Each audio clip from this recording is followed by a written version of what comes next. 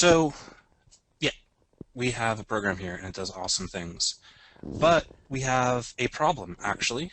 Let's go with looping first, because looping is very nice and allows us to write programs that are a lot more complex than what we have right here.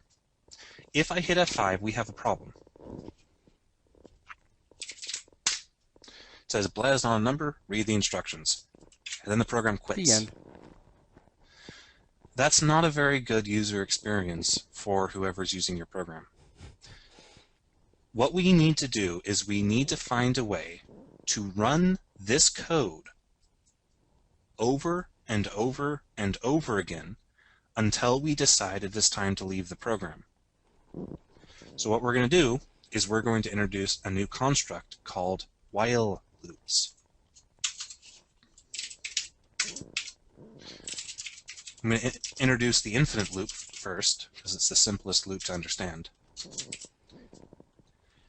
What I've done here is I've wrapped every single bit of code inside of our program, except for our variable declarations and our console read key, in a while loop.